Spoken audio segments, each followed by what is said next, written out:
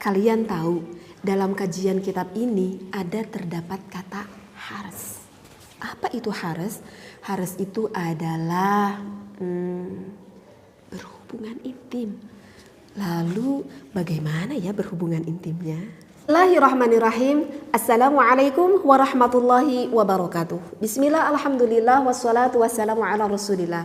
Mari kita lanjutkan kembali pengkajian kitab Fathul Izar untuk yang keduanya ya. Bismillahirrahmanirrahim. Fahadhihi kurasatun saghirun. Ini adalah buku yang kecil.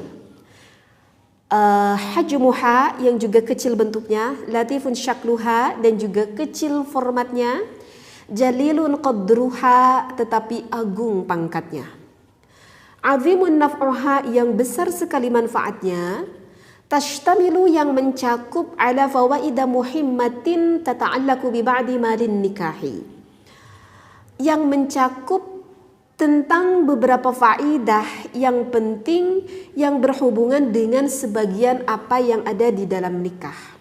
Minal harsi, dari jima. Wa asrari awqatihi wa tadbirihi, dan juga cara serta rahasia dan juga waktunya melakukan jima'. Wa ma li hilqatil abkari minal ajaibi wal asrari, dan juga akan menerangkan sebagian dari sifat keperawanan dan juga nanti ada rahasia waktu kita melakukan jima. Jama'atuha wal taqattuha wa naqaltuha, aku kumpulkan dan aku tukil semua keterangannya ini min fuhulil ulama'i, dari para pembesar ulama, warijali dan orang-orang yang mulia.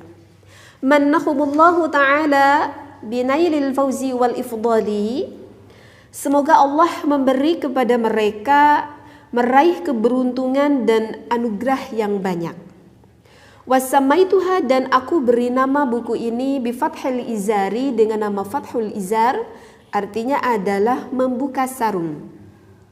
Fi kashfil asraril awqatil harsi, dalam menyingkap beberapa rahasia waktu kita melakukan jima', wa hilqatil abkari, dan penciptaan perawan. Wallahu ta'ala, dan hanya kepada Allah ta'ala, nas'alu, aku meminta, kata yang mengarang ini kitab ya, ayyaj'alaha, semoga dijadikan kitab ini nafi'atan, buku yang bermanfaat, lana untukku, wal ikhwani dal muslimina, dan juga untuk saudara-saudaraku umat Islam.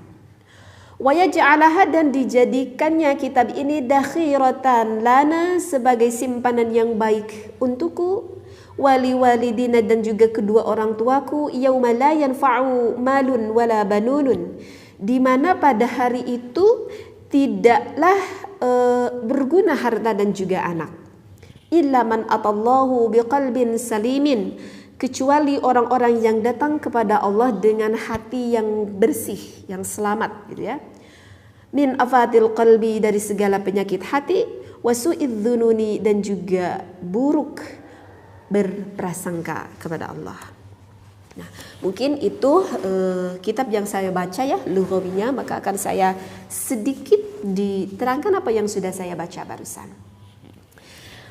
Fahadhihi kurasatun saghirun, kata yang mengarang ini kitab, siapakah yang mengarang ini kitab? Yang mengarang ini kitab ini adalah ulama dari Pasuruan ya. Jadi yang mengarang ini kitab itu asli ulama dari Indonesia, yaitu karangan oleh Kiai Haji Abdullah Fauzi.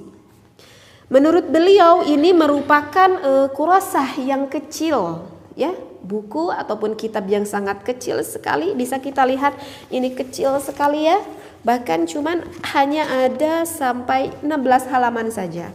Tetapi jangan dikira walaupun ini kitab yang kecil ataupun buku yang kecil, tetapi ini azimun naf'uha, tetapi ini besar sekali manfaatnya bagi kita, terutama bagi suami istri yang sudah melakukan menikah gitu ya. Ya jelas ya, suami istri sudah menikah. Kenapa? Karena kitab ini nanti tashtamilu akan lebih spesifik membahas minal harsi, dari dari jima. Kalau yang nggak ngerti jima itu apa ya? Arti dari jima itu adalah berhubungan intim. Jadi kitab ini nanti akan lebih spesifik membahas tentang berhubungan intim, waktunya yang baik, dan adakah gerakan-gerakan yang gimana gitu ya, yang berhubungan ataupun yang dikaji di dalam agama, sehingga jangan sampai nanti kita melenceng keluar dari agama seperti itu. Nah, jadi memang kitab ini sih lebih spesifik ke sananya aja gitu. Jadi nanti kitab ini tidak terlalu luas di dalam pembahasannya seperti itu. Namanya juga kan saghirun, buku yang sangat kecil. Jadi walaupun kecil ini sangat besar sekali manfaatnya. Kemudian apakah boleh bagi kita misalkan para gadis ataupun para pemuda yang belum menikah untuk mengkaji kitab ini? Maka jawabnya menurut saya boleh sekali ya.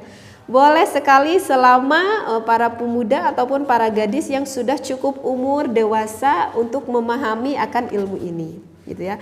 Karena ilmu yang diwajibkan itu adalah ilmu hal. Misalkan contoh gini deh, kalau gak ngerti, misalkan kita itu gak ngerti akan ilmu yang berhubungan tentang bab haji misalkan gitu.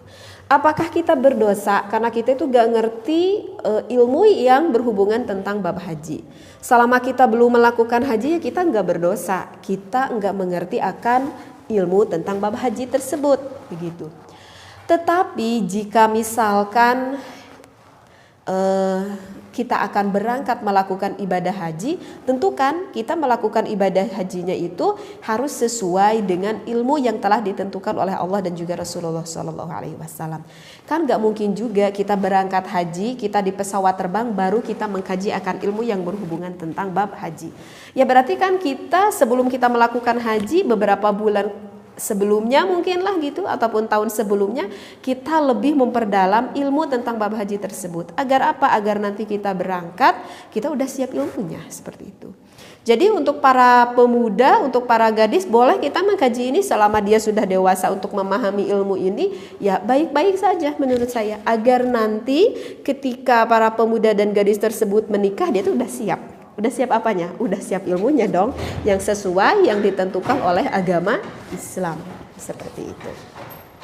Jadi pembahasan yang sekarang saya kaji ini belum ke pembahasan inti ya. Jadi masih muqaddimah yang dikatakannya.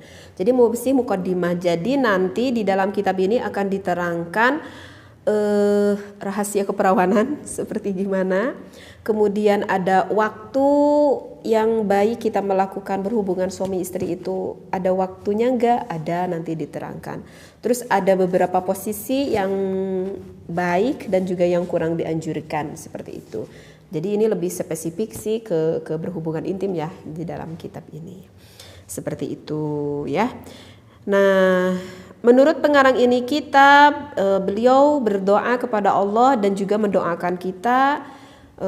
Pak Kiai ini mengharapkan nas'alu ayyaj'alaha nafi'atan, semoga menjadikan kitab ini bermanfaat untuk beliau sebagai pengarang kitab dan juga dipersembahkan faidahnya ini juga untuk kedua orang tuanya dan wali ikhwaninal muslimina dan juga untuk seluruh orang muslim. Berarti kita juga didoakan oleh beliau yang mengarang ini kitab. Amin ya Allah ya rabbal alamin. Mudah-mudahan dengan berkahnya kita mengkaji kitab ini, kita tersyafaati oleh beliau ya yang sebagai pengarang ini kitab seperti itu.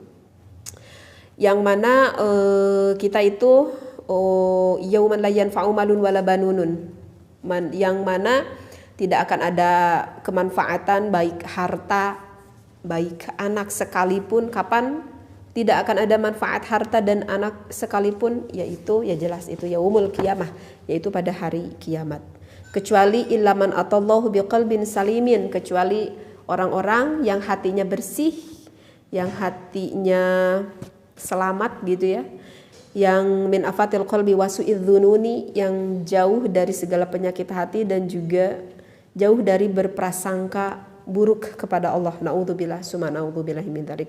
Mudah-mudahan kita yang selalu biqalbin salimin, yang selalu dibersihkan hati kita oleh Allah Subhanahu wa taala. Nah, jadi untuk video kedua juga ini mungkin masih di dalam tahap muqaddimah. Insyaallah untuk pengkajian yang selanjutnya mungkin untuk video yang ketiga, maka nanti di sana langsung akan ke pembahasan intinya.